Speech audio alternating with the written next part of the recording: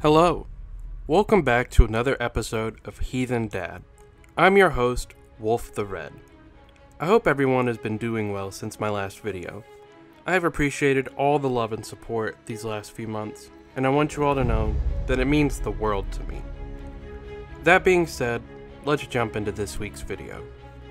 Oaths, and whether or not we should be making them. The answer is definitely in a gray area, and isn't as cut as dry as a yes or no.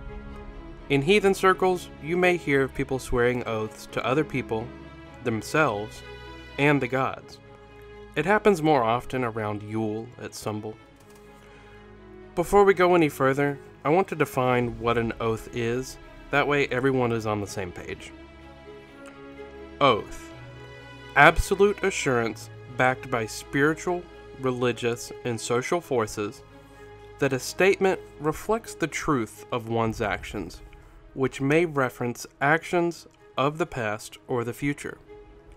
Oaths are made with an expectation of fulfillment by one's peers and gods, with consequences in the event of non-fulfillment. In ancient Germany society, a significant portion of your worth was placed on your word.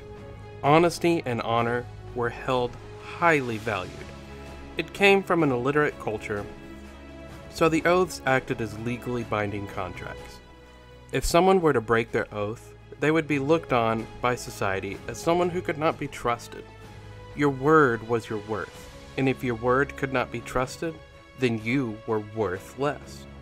Your actions are the only things you can control, and if you are seen as a liar, you lose your credibility.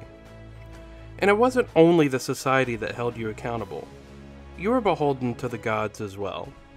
The gods are directly engaged in the oath-making process. They see us and weigh our honor. So if these oaths are not kept before gods and men, they know us to be false.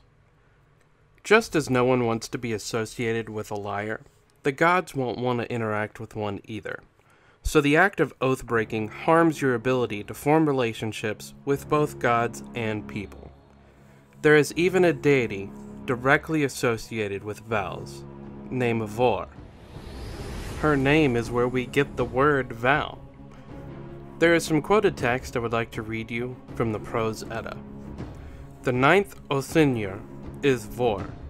She hearkens to the oaths and compacts made between men and women. Wherefore such covenants are called vows. She also takes vengeance on those who perjure themselves. So when you made an oath, it had to be taken seriously. Your honor was on the line. That's why historically, oaths were reserved for things that had already taken place. You would swear that whatever you are about to recount is absolutely true without a doubt.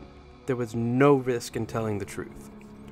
Oaths regarding the future were usually avoided, and we have very few accounts of them being made. The future is fickle, and it is impossible to predict what might keep you from completing your task. A simple hiccup in plans could strip you of your honor in the eyes of both gods and men. You could oath to make your bed every day, and if by accident you are not able to, now you are an oath breaker. Another thing to be mindful of is making an oath that would be seen as too extravagant or far-fetched. The famous saga of the Jomsvikings tells of a group of men getting drunk with a king. The king makes a boastful oath and then encourages the others to do the same. They foolishly oath to attack Norway. When they wake up, they tell the king he tricked them into making those oaths and they were not valid. But their egos got the better of them, and said they would fulfill them if he gave them a lot of ships. He agrees, and they go on the mission the next day to prove themselves. It goes horribly, and most of them die. 2 points there. Don't let someone trick you into swearing your honor on an impossible task, and don't let your ego cloud your judgment when it comes to swearing an oath. Now, all that said, I don't think oaths are bad. I've made a few in my days.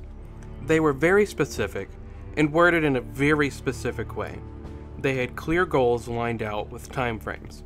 Also, if I didn't complete the promises I swore, there was a punishment lined out for me. That way, it wasn't ambiguous what the punishment would be, and it would give me a chance to regain my honor after losing it. I didn't fail my tasks, for the record. But I have seen more and more pagans swearing oaths to the gods, and even stranger, other people. Sometimes it's people they barely know. A group meeting for the first time, having people swear to each other sets off all sorts of red flags. Or when I see someone say they oathed to the gods, I have to wonder, oathed what? Yourself? Your service? What if the god asks you to do something morally reprehensible? Or something you're not ready for? Now you have to do it, or else be an oath breaker in that god's eyes. Worthless. But usually when pressed, they just say, oh, just that I oath to Odin. Now I have this nifty oath ring. Or, I dedicated this tattoo to the gods, and that's my oath. These are empty actions that ring hollow. There is no substance to them. It doesn't mean anything, and it isn't taken seriously. It's taking something sacred and making it pointless, and should be avoided. So I hope I have brought to light some new information on how important oath-taking and oath-breaking is.